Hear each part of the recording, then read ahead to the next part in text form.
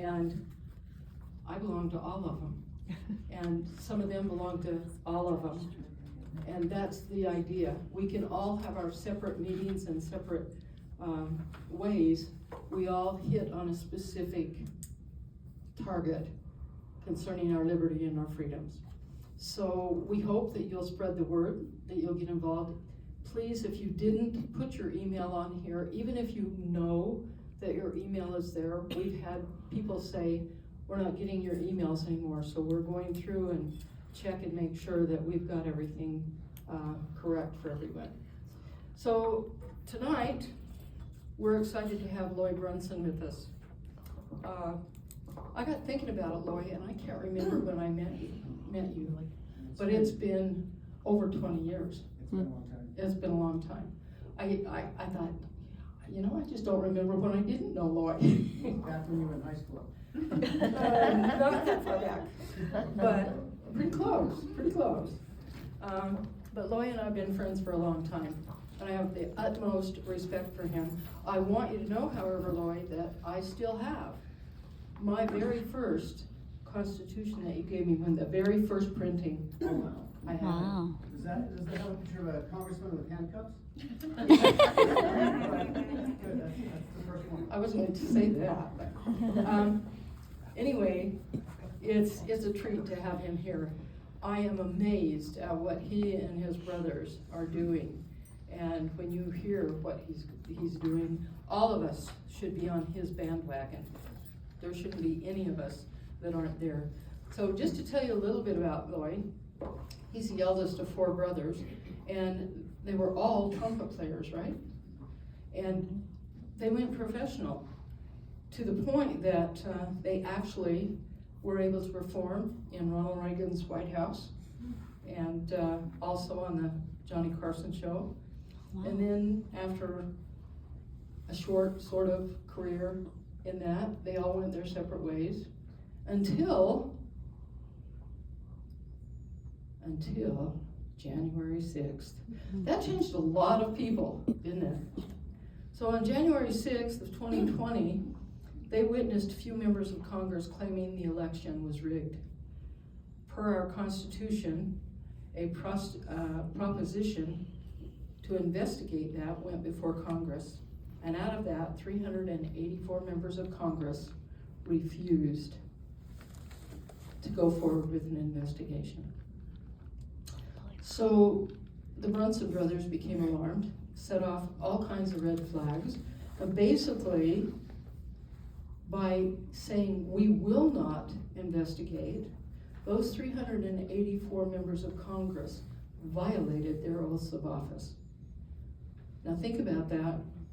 It doesn't matter whether it's the federal government or the state government, when they refuse to investigate a constitutional issue, they are literally breaking their oath of office and should be held accountable.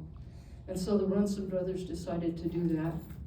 They had to do something, so they chose to file multiple lawsuits. They didn't do it together, they individually went out and filed lawsuits against Vice President Pence, Joe Biden, and Kamala Harris. And one of those cases has made it all the way to the Supreme Court. So that's pretty amazing. It says, while pushing this case forward, Loy also started poking around in the Federal Reserve System. You shouldn't do that. I've known people that were X'd for that, Loy. They're no longer here. Yeah.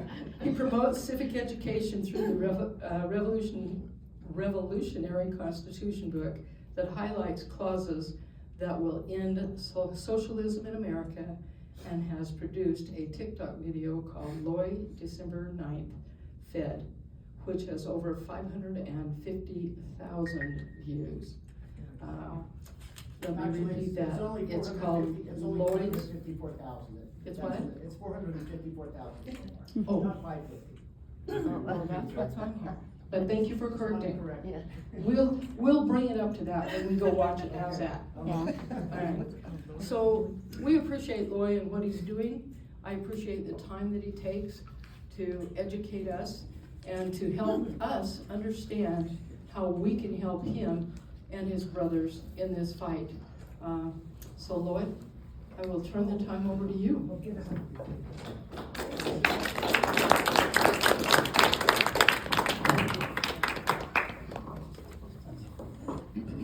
Well, thank you very much. I don't know if I need a mic. Should I use the mic? Yes. Okay, I'll use the mic. As well. It all started, Barack Obama inspired me. In 2010, he told the world on national television that the foundation of the Constitution was fundamentally flawed. And I thought, wait a minute, he's a lawyer and a U.S. Senator, and didn't he swear to defend the Constitution against all enemies, foreign and domestic? And if he were my attorney in court and he told the judge that my foundation was fundamentally flawed, I should fire him and report him to the American Bar Association, have him disbarred. So I thought, oh gosh, I should read the Constitution. I don't think I ever really had, bits and pieces over the years. So I thought, okay, so I got a copy, and I opened it up, and I read the executive oath, and I thought it's pretty similar, but the executive oath is not quite the same as the congressional oath that talks about foreign and domestic enemies. But to see it in print where these guys swear to defend the Constitution and uphold it, and then to publicly defame it and slander it, it's like I couldn't believe it. So I thought, I've got to read the Constitution. So I started reading it, and it was one of the most painful experiences of my life. It's like, no, I don't understand this. What? Oh gosh. So I just decided I'm just going to keep going and find things that I connect with. Kind of like reading the Bible. You read through it and go, oh gee. And then all of a sudden, boom, it's talking to me. And so I started studying and reading, and I got to the oath again, and it just hit me like a ton of bricks. That was so powerful to see it in print, to really know. And then I had also watched a documentary my brother gave me called The Money Masters, and it's where money comes from. And so I tell people, I say, we cannot understand the Constitution and our money and our property unless we understand what's in this video, what we understand to be the Federal Reserve System, what it is and what it's doing and what it's supposed to be doing. And so from that, I started kind of collecting thoughts, and I thought, this is incredible. Why hadn't I done this before? Why hadn't I read this before? And I started writing down these discoveries, and then I started looking for them because I just figured everyone that had read the Constitution had discovered these same things. And I couldn't find any of them anywhere. And so after looking and trying to find out other people that had connected the dots like I had, I was able to spend some time with Zelda Nelson at an event. And do you know who Zelda Nelson is? He started the National Center for Constitutional Studies with Cleon Skousen. And they've printed, I think, well over 50 million copies of the Constitution.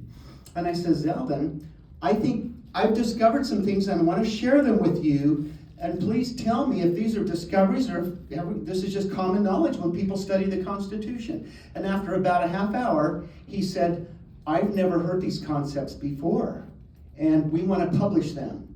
And we can't put it in our Constitution book because those go to the schools, and you can't send Constitution books to the schools that have any interpretations in them. And so it's considered political. So he wanted me to submit the material, my information to him, and he said we will print something to put with the Constitution book. But I got thinking, no, I think I want to do my own Constitution book and share that with people and then have the concepts in there and explain those concepts. And so after about 7 or 8 different books that I had self-published, I've gotten to the one that I have now that I feel really good about. And I let's see here. And I thought I need to kind of test this information. So a friend was at some kind of a convention, conservatives, and he let me stand in front of his table, and I'd stop people along the way. And I remember, I think the first person I stopped, I said, hello, sir, my name is Loy Brunson, and I believe I've discovered some revolutionary things in the Constitution that have never been publicized and never been published before. Can I share it with you? And he looked at me, and he pulled out his copy of the Constitution he carries with him. You could tell he had used it. It was like tattered and marked. And he says, you can tell me something that I haven't already seen in this? You can do that? He says, if you can, I'll make a contribution to your next printing. Aww. I said, okay. Here's one of my discoveries. The first 10 amendments are not the Bill of Rights. They were defined by the first Congress as further declaratory and restrictive clauses to the 7 articles. And there is a clause in those 10 First Amendments, the declaratory and restrictive clauses, that actually tells us how to interpret the Constitution. I said I call it the interpretation clause, sometimes I call it the Trump clause, and it actually tells us that there's only one way to interpret the document, and that is in favor of the protection of our God-given unalienable rights. And it's the 9th Amendment, and it goes like this. The enumeration in the Constitution of certain rights shall not be construed to deny or disparage others retained by the people. I said, when I discovered that first, I felt like it was the voice of God. It sounded like one of the 10 Commandments, shall not be construed. And he looked at me for a few seconds, and he pulled out his wallet and handed me a 20 and took a book and walked away.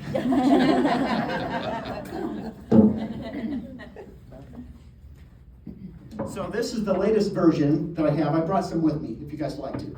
So anyway, so we go up to 2020, this crazy joint session of Congress where Ted Cruz pleads with the House and the Senate to just pause for a simple 10-day investigation, with 145 members of the House and Senate already supporting him in that cause.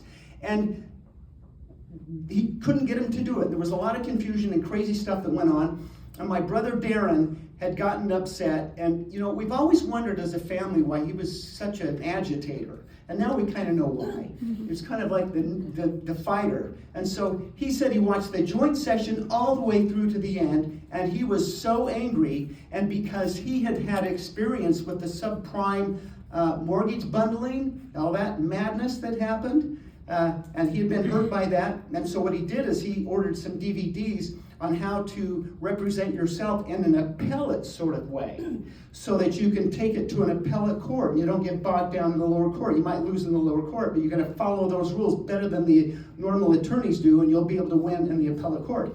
And so because of that, he had been litigating for a few years, suing banks to protect his property, and had some victories and mostly losses. But he was able to actually, 2 of his cases, he was able to get docketed at the Supreme Court of the United States. So he knew how to go through the gamut. He knew how to do the filings in state court, to the state Supreme Court, and federal court, to the circuit court, to the Supreme Court of the United States. He knew how to do that. And so he called me on the phone after he said waiting for about a month. And he says, hey, Loy, you want to be the plaintiff suing 387 people, including Joe Biden, Kamala Harris, and Mike Pence, and 384 members of Congress? I said, what? Yeah, you want to be the plaintiff. I can do all the work, and we'll work together, and you can be the plaintiff suing them. It's like, I want to sue 387 of the most evil people in the world that can, you're asking me if I want to do that? And so I immediately said, yes, I definitely want to do that.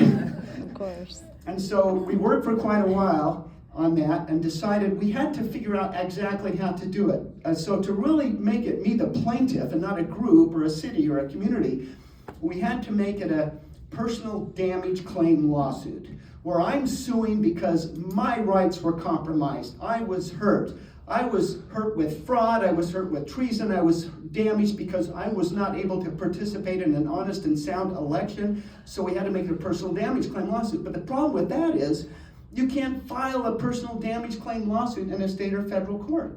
You have to, if we go to a law firm, we say, hey, we want to file this lawsuit. It's like, okay, get in line, but first you have to get permission from the Sergeant-at-Arms. In other words, you have to get permission from the federal government to bring a personal damage claim lawsuit against a federal agency or a federal agent. And so we got looking at the Constitution. Now, the Constitution says I have a right, a protected right of due process to bring any action against any entity in any court. So we decided to go ahead and file in the federal court, me being the plaintiff. And on March 31st, actually they unfiled it. And when we first filed it, they wouldn't let us file it. We had some problems there. But on March 31st, 2022, the U.S. Marshal Service was ordered by the Federal Court of Utah, the U.S. Utah District Court, to start issuing the summons and complaints to the 387 defendants. March 31st, the federal docket shows that 84 defendants were served, including Nancy Pelosi, Adam Schiff, Maxine Waters, and about 81 others. Now, April 1st is the next day. And the next day, we're looking at the docket, and we're notified that the federal court unfiled my case. And they recalled the service. We thought, who made a phone call? Did Nancy call the federal court? Because my supervising judge is a Biden-appointed judge. And so it's like, what is going on here? We thought, a court can't unfile a case after it's filed and served. This is crazy. But that's what they did. So we got together and we thought, what can we do now? We felt like we're dead in the water. And we felt like we were dead in the water a lot during this whole time. But meanwhile, my brother, Rollins, says, I want to file a case too. And I'll just make the same case, but I'll file it in state court. We thought, okay, yeah, do it. Go for it.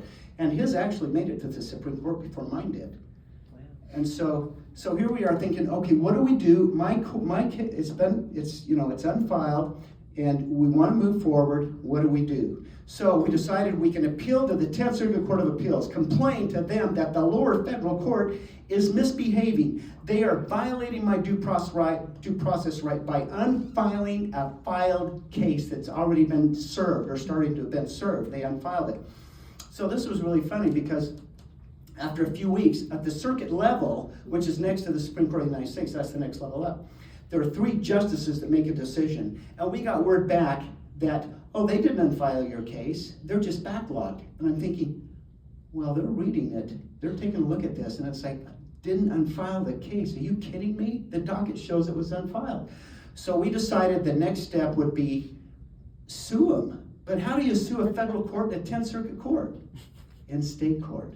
So we thought, would the state court allow this to be filed and docketed? And so we put it together. So I'm the plaintiff suing the Federal Court of Utah and the 10th Circuit Court of Appeals for violating my due process rights, protected by not only the federal constitution, but the state constitution. And so there's something interesting about that, because when you interfere with a lawsuit, you can be liable for the monetary damages that are asked in the lawsuit, even sometimes regardless of the merits of the case. Now, when we were putting this lawsuit together, we thought, okay, we can't figure out any monetary or personal damages that we could ask for in relief, but we have to come up with some kind of a figure. So we thought punitive punishment damages, and we thought it has to hurt, and so we thought $1 million per cause of action. We have 6 causes of action per defendant. So this was a $1.9 billion case, because 3 of the defendants were asking for $25 million per cause of action. I think it was Mike Pence and Kamala Harris and Joe Biden. I think those are the 3 we were asking. Or maybe it was Nancy Pelosi instead of Kamala at the time. And so we thought, okay, we're going to sue them. So this is a $3.8 billion case against the Federal Court of Utah and the 10th Circuit Court of Appeals in state court. And I go down there with the paperwork, and they file it. They let it be filed. Actually, I tried to do it in Pleasant Grove. It was at Pleasant Grove American Fork first, and the clerk was great. She says, yeah, you can file it here, but how much are you asking? What are the damages? And so, trying to keep a straight face, we said, well, it's $3.8 billion. He goes, whoa, you better take it over to Provo, because we're only limited to like $1 million or something like that. So we go over to the Provo court, and they file it, and they docket it, and the U.S. attorneys come on board, and they start defending with a motion to dismiss.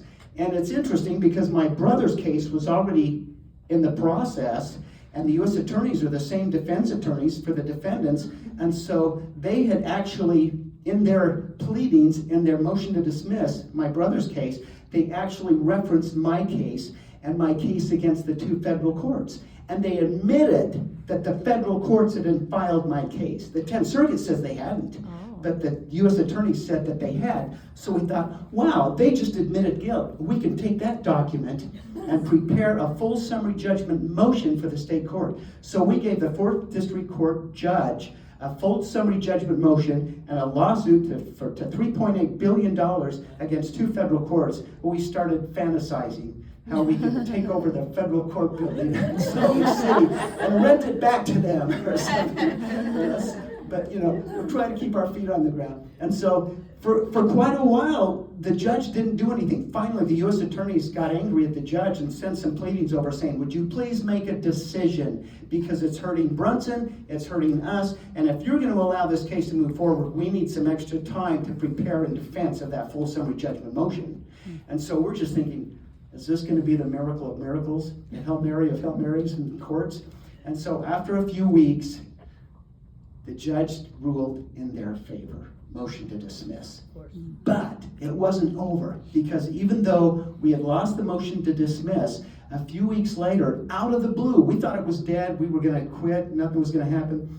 Out of the blue, we were notified, and the docket showed that the judge ordered the clerk of the court to move our case forward, and ordered the clerk of the court to issue the 387 summonses. And she had those finished within 48 hours. So we were showing them the liability that they had created for themselves. And so we're thinking, they must have talked about this and thought, hey, it's no skin off our teeth, we're not the defendants. Let's show some respect to the Constitution and let this move forward, because it was so quick. So they did that. So we thought, okay, now it's gonna move forward, and we know we're gonna lose in federal court, and so as soon as we lose a motion to dismiss, we're gonna go to the 10th Circuit. But then we got thinking, wait a second. We had done some research, and Darren, with my brother's case, thought it was dead in the water, and he says, no, you gotta find a way to keep going and not let it die, because the 10th Circuit was not making a decision, they were just sitting on it. There's gotta be a way to get around that, them sitting on it. And so we discovered that there's a Supreme Court of the United States, Rule 11, that if you can show the Supreme Court, the clerks or whoever's in charge, whatever justice is in charge, that this is of imperative public importance, they will then docket it and file it, and they will let you bypass the 10th Circuit Court of Appeals, which is normally the required court you have to go to before you can go to the Supreme Court of the United States. So we got dismissed in the federal court, and we filed for an appeal, but we weren't moving forward with it, and we sent it off to the Supreme Court of the United States with a prayer. Please let this be filed as the first Rule 11 petition for a writ of certiorari that we understood to be the only one ever to have been filed by someone representing themselves. And so within a couple of weeks, we're checking the docket every day, and one morning we wake up and we look at the docket, and there it is. It's docketed, it's filed, and it has a conference date for the first Rule 11 petition for a writ of certiorari ever filed by someone representing themselves. So, you're allowed 2 conferences, and sometimes you can ask for a third one or a fourth, whatever, and they can either send it back to you or they can grant that. So my brother's case made it to the Supreme Court before mine did, okay? And I remember, it was docketed for a conference, and it was a strange date for a conference. They set the date for January 6th for a conference. It's like, whoa, we've had a lot of these signs, these numerical signs. It's like, what is going on? And so I remember that when my brothers, we found out that they had denied a hearing on January 6th. It's like they were just devastated. And I'm thinking, no, there's so many miracles that have been happening. So much is going on. Something bigger is going on. There's too many miracles to happen for us to give up and be depressed and think this is all over and dead. And sure enough, a couple days later, CNN and MSN and Newsweek magazine and several thousand other news outlets that had been ignoring what we were doing completely did big stories. Another Trump-related Supreme Court case is dead. And it's like, guys, they spelled our name right. Come on. This is exposure. This is about the oath of office. It's supposed to be binding. Article 6 of the Constitution is very clear. They shall be bound by oath to this Constitution. And that's what it's all about. So America's waking up to the fact that they're hiding behind absolute immunity, which was what the U.S. attorneys were defending them with. The binding oath is so important, and they're getting away with it not being binding. And so America's waking up to this. This is not over. It's great. Okay, so my case, we get it docketed for a conference, and it's denied a hearing. So we get another conference date with the Supreme Court, but we don't get a conference date. We send it off for a conference date, and the docket shows that it's filed, but they didn't set a date for a conference. And so meanwhile, we have a letter campaign going. And by the way, about 100,000 people have sent letters to the Supreme Court. So maybe some of you have done this. Yes. And people are still sending letters, actually, which is good. And so we're thinking, okay, this has been filed and docketed, and it just says distributed, but it does not say distributed for conference, because during the summer, and the U.S. Supreme Court justices are on vacation.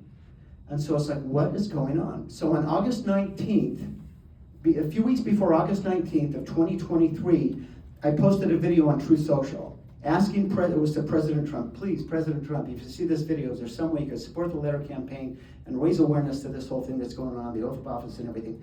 And on August 19th, he reposted my video. So President Trump on his Truth Social account, August 19th, 2023, supported the letter campaign. That was a Friday. Now the following Monday, I hope I have the dates right, but that was a Friday. The following Monday, the docket shows denied a hearing, even without a conference. We're thinking it has to be because President Trump came on board and supported that. And so it's like, this is nuts. So they denied a hearing, and so here we go again. Oh, this is dead, it's not gonna do anything. Oh, what's happening? And it's like, and I'm thinking, hey, it's not over. And we still need to raise awareness about the oath. That has gotta be fixed. We've gotta make it binding because it's required by the Constitution. We can't let our members of Congress get away with this any longer.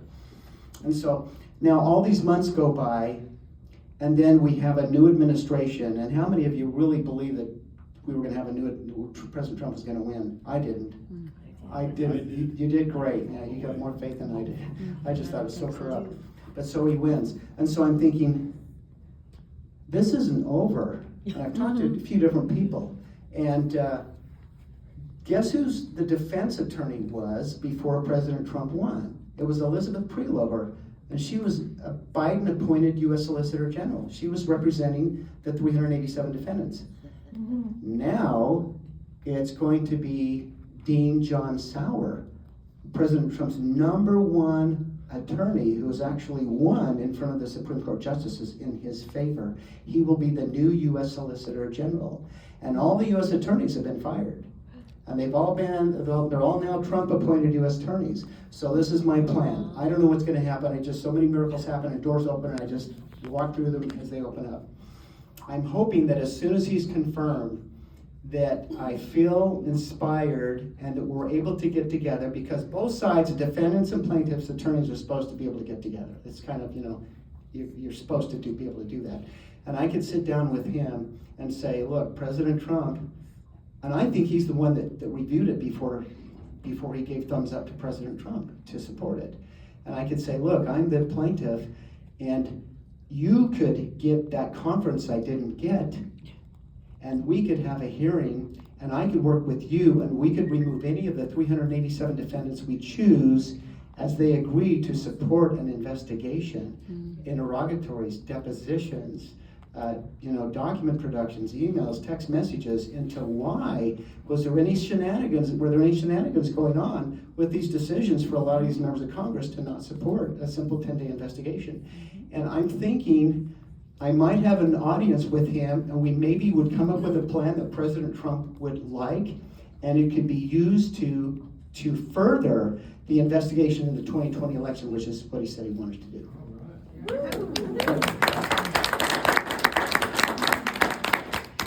So that's where we're at with that. And any questions? How am I doing on time? Plenty of time.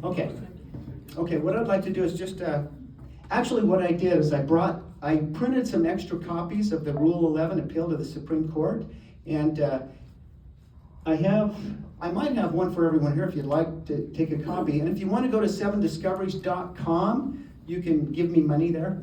Yeah. If you want.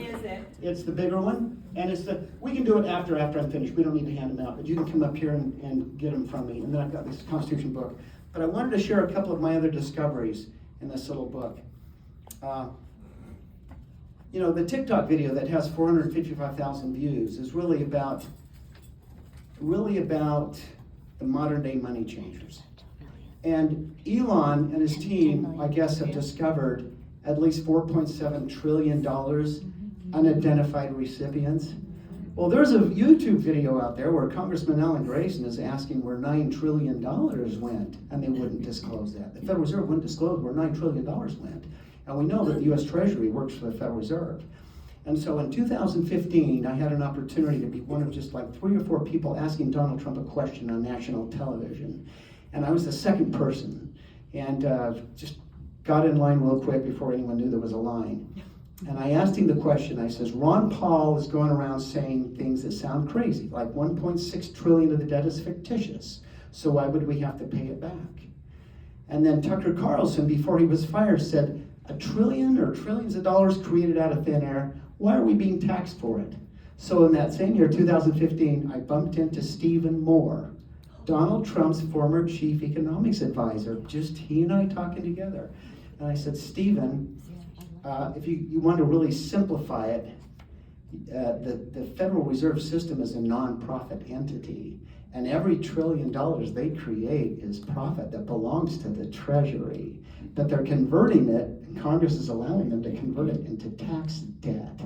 I said if we could expose that and fix that, that would eliminate the federal debt and have a huge impact on the federal liability. Dang. And he looked at me, he says, you're right, I agree with you. And he took my book. And I'm thinking, why aren't more people talking about this? Maybe this is the kind of things that can't be talked about publicly and can't be broadcast publicly, but I think things are going on behind the scenes that is really going to expose this unbelievable waste that has really put America so behind the 8 ball in their pursuing their life, liberty, happiness, and wealth, that it's just unbelievable that America has become so wealthy, even with that slavery that we've been experiencing. Mm-hmm. And so I have some friends that wanted me to talk to their phone, to share it with some friends. I didn't know it was going to be a TikTok video. And so it's grown over the months. And then December 9th is when I just, it's like my message is to Vivek, because he was part of the team, and Elon, it was to them, it's like just a couple of minutes about the Federal Reserve exposing that. And so it's still growing, and we're at 455,000 views. So and that was December 9th. So the word is getting out there and exposure. Now I'm a member of the LDS Church that's here in Utah, that you might have heard of it. And there's a little scripture that I love, and that's Doctrine and Covenants 117, the last verse, last line. It says, remember to overthrow the money changers in mine own due time, saith the Lord. And it's about revealing the truth. And I think overthrowing is a pretty strong word. But I think, and then Thomas Jefferson said, the only true corrective for constitutional abuse is education. And what is education? It's revealing, having the truth revealed to you. And so I'm especially excited about the letter campaign, that people, for the first time since the 1800s, they can actually sign their own personal petition to the government for redress of grievances. And I remember, this is pretty symbolic, Amy Coney Barrett, when she was in a U.S. Senate hearing before she was confirmed, was asked by a senator to share some of her constitutional knowledge by telling America what the 5 protections were in the First Amendment. And she remembered 4, but she couldn't remember petition the government for redress of grievances. So this is a new opportunity, and what a fantastic time to really do everything we can to not let what has happened in the past happen again. And it's about education, the youth and everyone, the power in the Constitution, and to have that strength with that knowledge. Sure. Thank you. Thank you for all you're doing. But do you have an opinion on TikTok? I mean, it seems to be. We have a phone that we don't do anything else with it except TikTok. It's just dedicated to TikTok, nothing else. They play like we're worried about our information. Yeah, and I've heard a lot about that too. So she was doing it on her phone. She says, let's not do that. So I got another phone where nothing else is on it. I said, just go ahead and do it. So I have over 65,000 followers, and some great comments, and the sharing is fantastic about some of these things. I talk about the Constitution. So I have 2 other videos that have over 300,000 views too. So there's an audience out there. So I use that, but I'm very careful about it by not having it on a personal phone. Okay, thank you. All right. So anyway, so I have some of these with me, and if you'd like to grab them, feel free. So we can't.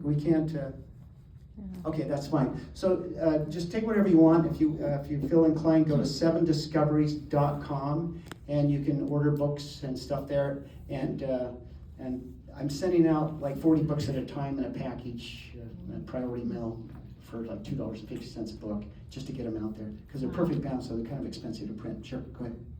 Can you tell us what's going on with the Phil Lyman or the Spencer Now my brother's the plaintiff. And so what he's done, he's filed I think it's called a quo warranto, where it's you get someone out of office that you feel like shouldn't be there.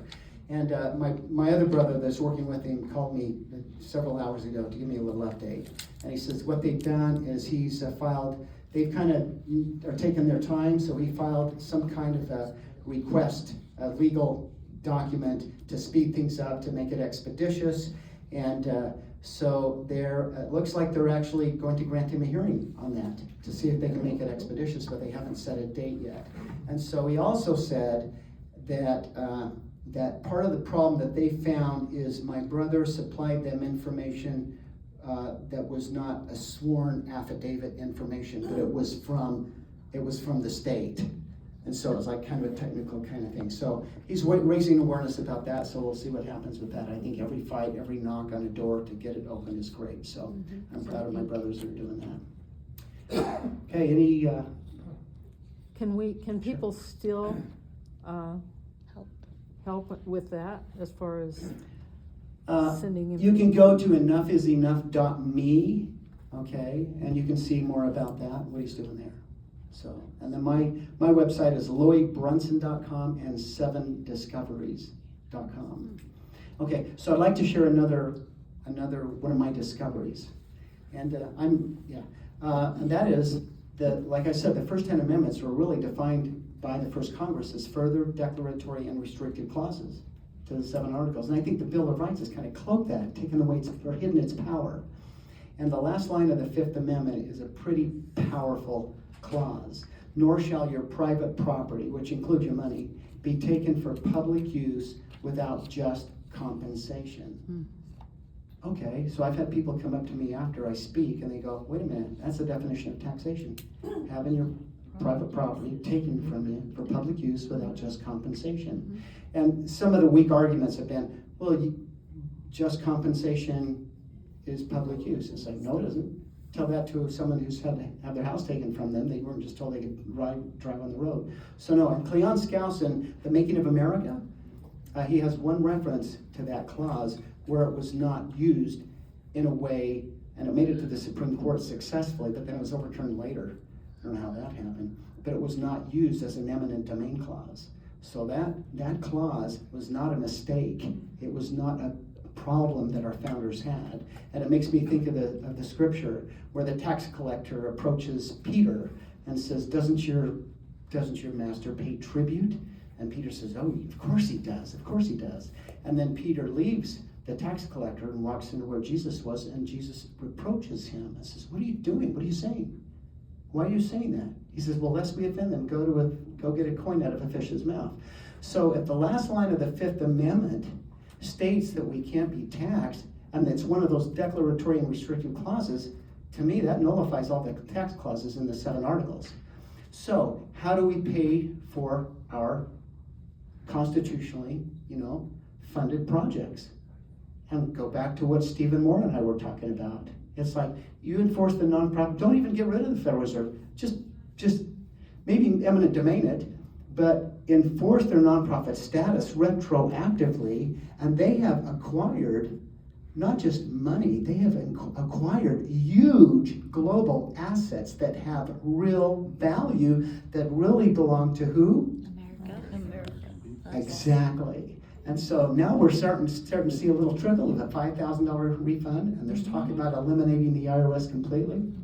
And we just might see some really fantastic, incredible things happen where it's not reparations, it is getting our property back. The taxpayer getting the property back. So I'm excited to talk about that. I'm glad that the video thing is working with TikTok and every chance I have. And I'm able to meet with some different people at different times that are really amazing, that can further this message out there. And so it's going to be a bright future. So, okay, anything else? Any other questions? Or We have a whole hour. what's that? I said we have still about. Oh, we still have some time? We have Okay. 45 minutes. Oh, wow. Okay. Only if you want to. Sure. Well, okay. Hello, yes. I don't know if this is appropriate to bring up, but since it's Cox's brother-in-law who's brought up this bill 277. Pedophile bill. Brown Farm, Oh, no. do you know anything anything about? I don't know anything about that. Yeah, I've been following state government Okay. pretty much at all. I Sorry. wanted to do some research, find out why they're doing this. So they found this on the Yeah, it's the floor. old adage. Oh, you found something on the floor? Found a little bit on Oh, the sure. floor. I'll just give it to Pat. Yeah, why don't we, yeah. Okay, sure. We're sure. finding more. Thank you, appreciate Oh, great, thank you. Thank you. So my brothers and I have been trumpet players over the years, and my one brother has a recording studio, and he's been writing music, and he wants us to get together and start playing again. And so we've had some really crazy experiences where it's like, okay, we're playing our trumpets together, we have background music from really great musicians, and we do a lot of shows, around locally, and we do fairs and stuff like that. And we got thinking, we need to get on the Tonight Show, Johnny Carson. And so we need a break. And this was many years ago, before most of you were born. And so we're in Burbank, California. We thought, let's go play for the people in line for the Tonight Show. They line up, they don't let them in. They line them up, and then they let them in when they're ready to let in. They're all just standing there doing nothing. And we had a generator. At that time, we had an old limousine. We had a generator and a couple of speakers, and we had a tape deck with our background tracks on it, and we'd play our trumpets along with it, Flight of the Bumblebee and William Tell Overture and different songs. And so we also had a microphone. And so we go set up on the property and start playing and talking, and people are liking it, but they would not get out of line, okay? Because you don't get out of line if you're getting on the Tonight Show.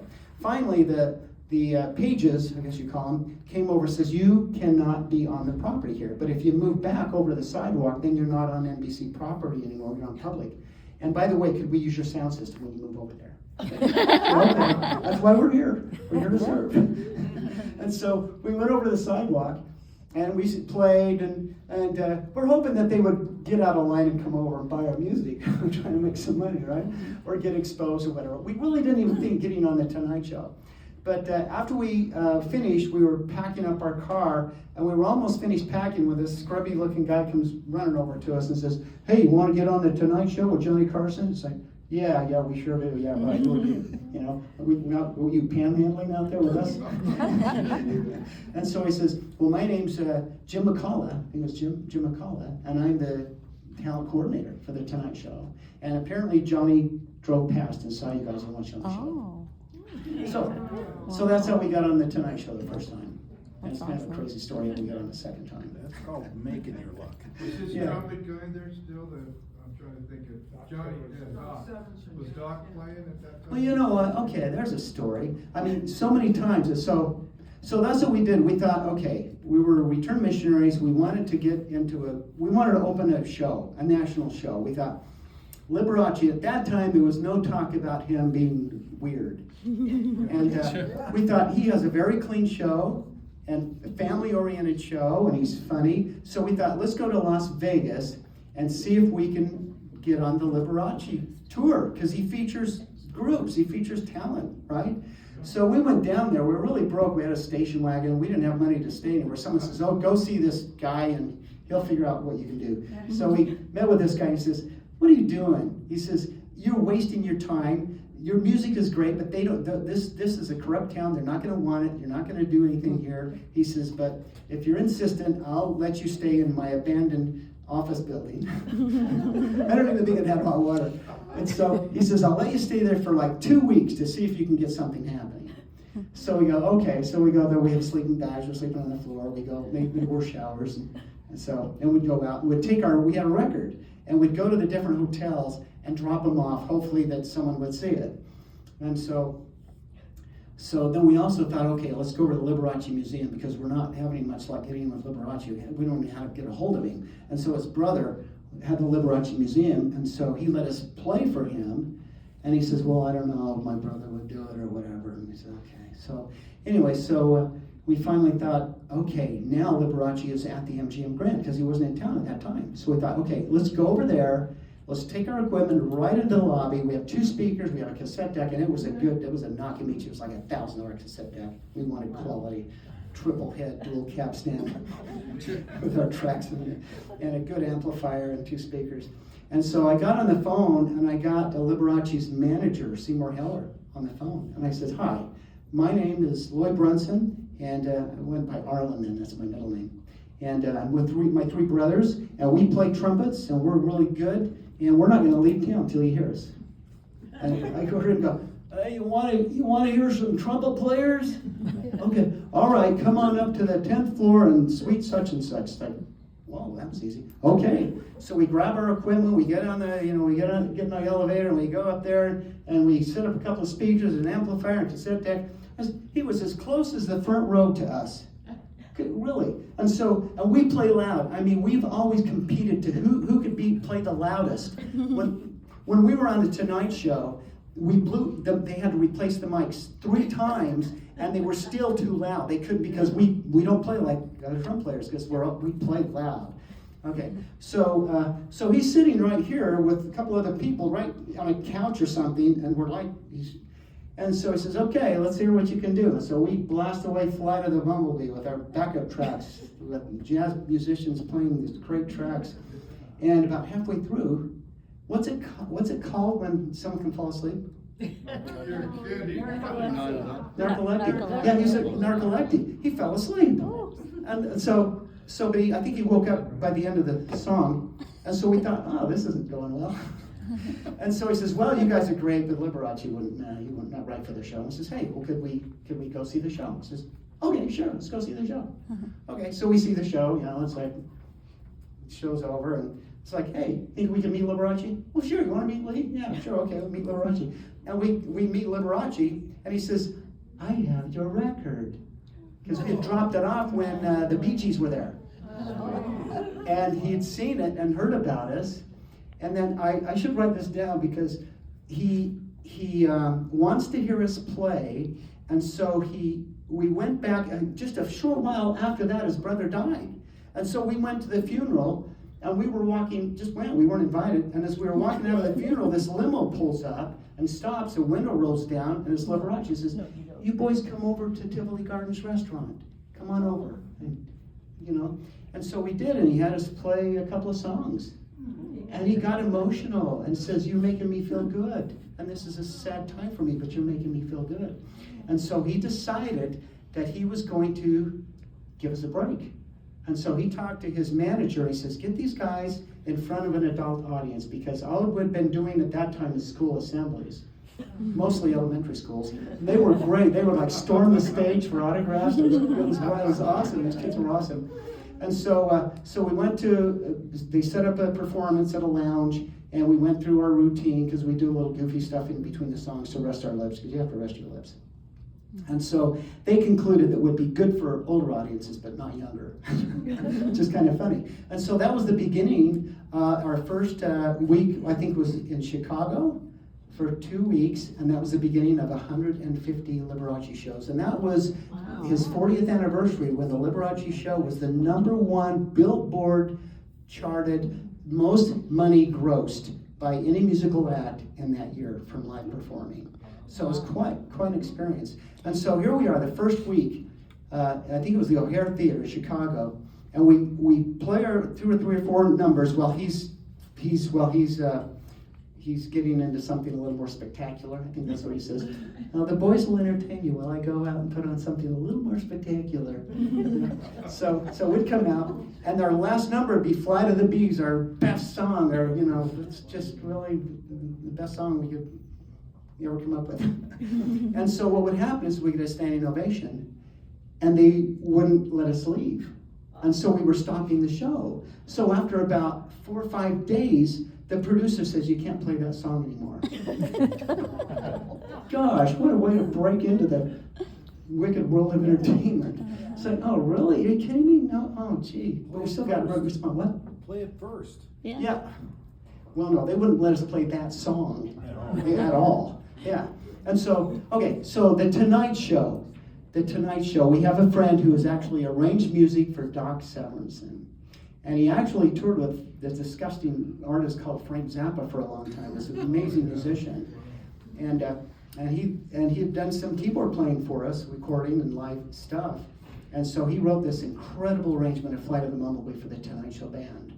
And so we're scheduled to be on the Tonight Show with the Tonight Show band. and we rehearse it with the band, and they did to us what we were told never ever happens. After we finished the song, they gave us a standing ovation in rehearsal. The band did. These guys are tough guys. So we thought, wow, this is great. And it's like, oh no, we've blown out our lips on the rehearsal. But no. So, and then Doc Severinsen says, oh, don't play that number first. Play that last. You'll be doing 2 songs. Play something else, like In the Mood or William Tell Overture. It's like, oh really? Oh, okay. And so we did William Tell Overture, and that was it. We didn't get to play our Flight of the Bees. Oh. So it's like, good grief. And then Liberace, so here, I'm crying on your shoulders, but it's a good thing. So Liberace, during the intermission, he says, the Brunson brothers, they're so excited about their first record. They recorded at A&M Records. They're so excited, and that they asked me if it would be okay if we gave each and every one of you a free copy. He said, but I explained to the boys that it would mean even more to you if you bought them. And then everyone laughs, and then we go out during the intermission at the end of the show, we're selling more records than he is. And so the manager gets to pocket some of the money, so he raises our record price, and then he takes half of our record money. It's like, oh gee. So anyway, so we're on the Tonight Show without our best number. Our number's cut. Okay, so we're at the Greek Theater, and after the show, after we play, I'm backstage, and Bob Ezrin shows up, and I guess we had met him before at the studio. Bob Ezrin produced Pink Floyd albums, pretty well-known producer. And he says, gosh, tell me about your record deal, because he's an A&R guy and a producer. And I says, what record deal? He says, well, the record deal, A&M Records signed you. Liberace's tell the audience that you're signed by A&M. I says, we weren't signed by A&M. We rented the studio and recorded it, and we're not signed. He goes, you got to be kidding. How many times has he been saying that? I said, well, this is the last of the tour. Over 100 shows throughout the country and Canada. He says, every time he says that, he's telling A&R people, you're already signed, hands off. He said he was so upset, he was so angry. He says, and so I'm saying this because there were so many times we had an opportunity to go to another level, and we didn't. And I'm glad, because if we had gone to another level, I wouldn't be doing this. And this is so much more important, with the Constitution and the Supreme Court, and mainly the Constitution. So, Thank you. I mean, I'd like to know how to move the courts the way you do. Like, how do we learn this? Well, you talk to Darren, but he Okay. you know, if you go to his website, I think he shows you how you can get the DVD set. He has a passion for it. It's like it was his whole life. It was like he Okay. loved doing it. And so, but there are rules of civil procedure that the attorneys do not practice. And it seems like there's a sort of there's a culture with attorneys where they follow some rules and don't follow others. And so he got into understanding how to make it good for but the magistrate judge, we were assigned a magistrate judge in my case, and she started helping us make corrections. Oh, wow. And she was a Democrat too. It's like they wanted to be fair about this. But I'm thinking maybe it has something to do with the defendants, because we had defendants for everyone. Some Democrats, some Republicans, Bernie Sanders, socialists. So there's something good for everyone in the lawsuit. That's true. Yeah, sure. I heard years ago that if you go into a court and say, I don't want an attorney, I don't want a public defender, I want to defend myself, it becomes the judge's responsibility to look after you because you don't know all these. That's right. And then it creates a liability for him too, because you can always come back later and say, I didn't have an attorney representing me. But see, we're not the defendants in this. I'm not a defendant, I'm a plaintiff. And so it's a whole different kind of a lawsuit when you're going after them. But it's amazing how much help. And Darren, my brother, that is doing the state thing with the governor, really wanted to make this about Donald Trump. Donald Trump won. And so Roland, with his case, which was identical to mine, was actually talking to the U.S. attorneys. It's like, whoa, okay. He'd call him on the phone, the main one, and talk to him, and he'd just tell him what he thought. And he'd come back to the table, because every day we'd work on it together to make sure we all felt good about what was being put in the pleadings. And so he comes back and says, hey, we cannot make it about Donald Trump. This has got to be about a security breach. And so we worked on my brother down for quite a while, because he really just wanted to put Donald Trump back in. And so I'm glad we did that, because Susan Powell, it would have been like Susan Powell's case, and that didn't turn out so well for her. Sidney Powell? I mean, Sidney Powell. Yeah, Sidney Powell, yeah. Sidney Powell, yeah. Can you explain Sure. what the deal was on Susan Powell? Is it Sidney Powell? or is it Sydney. Powell? Sydney. Well, okay, what I understand is she was accused of using the courts and legal practice to overturn an election. And see, that's the road we were going down with my brother. And so Roland came to the table after talking to the U.S. attorneys, and we convinced him after a while that we cannot make it about the outcome. So the lawsuit is not about the outcome. It's about a security breach. It's about a national security breach that was created by members of Congress who refused to launch a 10-day investigation, which could have been very beneficial regardless of what the outcome was, because you had a lot of complaints of election deniers, right? Well, if you had given us 10 days, it would probably be a lot less election denier. And if you go to my YouTube site, Loy Brunson YouTube site, there's a video where you can see Ted Cruz talking about the 10-day investigation. It's actually the joint session where he's pleading with him. It's really fascinating. But it's so it's just I think we even said, look, if President Trump had won, you had a mountain of evidence suggesting an investigation should take place, you need to take it. And we see how partisan, especially the left, how absolutely partisan they are, and how corrupt and how deceitful. It's just So, they made this image that Sidney Powell and everybody else it was a big hoax, and she was a fraud. And also, those people that did that video about the mules, the 200 mules or whatever it was. 2,000 mules, yes. Dinesh D'Souza. They've done a great job of just making it sound like the courts have just destroyed all of these people and none of it's legit, and they were all fraudsters. Was Sidney Powell, did she have a legitimate case? Well, I believe so, absolutely. And Donald Trump says we're going to get into the 2020 election. Yeah. And I think our new Attorney General is going to get into it as well. I think we're going to see some incredible things going to blow our minds. Sure. Almost all those cases you're talking about, a court strikes down another Trump They case. refused to hear it. It was No because standing. They claimed no standing and were not gonna hear it. They did not Right. rule, they did not That's right. take any evidence, they did not I try the case, understand they that, just but turned they it down. successfully created the public image of all of them. Right, well, most people don't know that.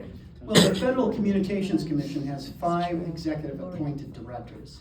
And I've always wondered for a long time why President Trump didn't do something about that. They take an oath to the Constitution. And so Pam Bondi now has her work cut out for her. And I think we're going to see a lot, because one of the focuses is the 2020 election. And I'm hoping that I can sit down with the new Solicitor General and see some way that this could move forward, at least raise awareness to it. Go ahead. I just want to say, I think it's a blessing. I think God intervened that the election turned out the way it did in 2020, or this would not be happening. Absolutely. The corruption had to be exposed, or it would have just kept going So and it going actually, and going. the Lord intervened, I Yes. think, and it's a Abs- blessing. I believe that, absolutely. Divine intervention, yeah, Pat? So, my thing is, we have this on every level, Loy. And as Laura said, how do we go about that? Your brother spent time learning how to go about suing and becoming a plaintiff and doing it on his own. He now has that knowledge. I'm just suggesting that you guys, because you've been there and you've seen it, it works the same way on a local level. Yeah. Because all of our local officials, all of our state officials, well, I won't say all, but a lot of them have broken their oaths of office and need to be held accountable. But we don't know how to proceed to deal with that. Oh, sure. I think you could start with about 12 or I don't know how many years ago, my father called me over to his house and he says, take a look at this. And he showed me a picture of the Provo City Council. I go, what's this about? And he says, I checked and they have not subscribed their oath. The state constitution said that they are not authorized to act in their office until they subscribe their oath, which means sign it. And they hadn't for months. And so they were all signing their oath and sending him a picture of signing their oaths. So I think it's really about education. We need to understand that Article 6 applies to everyone right down to the local level that has a government role. And that the binding oath needs to be binding. And before Mike Lee became U.S. Senator, I started asking different people what the penalty was for breaking the oath of office, because it has to be binding. And he was the first one I asked on camera. And he says, well, you lose the election. And he got thinking, just a simple question. What is the penalty for breaking the oath of office, which is required to be binding in Article 6? And it made him think. I just was listening, and he finally says, we've got a problem. Yeah, exactly. So every one of our representatives, right down to the local level, are not taking a binding oath in their minds, and they're violating the Constitution by doing that. And I All think the time. a great start would be, come on, let's make it binding. Do we have to add the same words that we have to sign to on a tax return, which is unconstitutional anyway? What do we have to do? So I think it just starts with education, and starting there is a great way to do it. Thanks. Go ahead. What's the definition of a speedy and Trial. public trial? Because I'm going through some stuff right now, and it's almost been 2 years. You know what? You've got the American Civil Liberties Union. Where is the righteous organization of that? There's people, there are a lot of resources and a lot of good people, and there should be law firms set up to help people defend their rights that can't afford to defend it. And I think part of the problem is the American Bar Association, the State Bar Association. These people are afraid. If a law firm had started to do what we had done, tried to do, I think they would have been sanctioned, and they would have been liable. They could have possibly lost their law license. But I'm not a lawyer, and I've never really, so I'll give you my brother's phone number if you want. Okay. Just don't tell him I give it. All right. Okay. Anything else? Thank you. I think Okay, we're good. Great. Just come on up, and I've got, let's see how many people are here. Let's see if,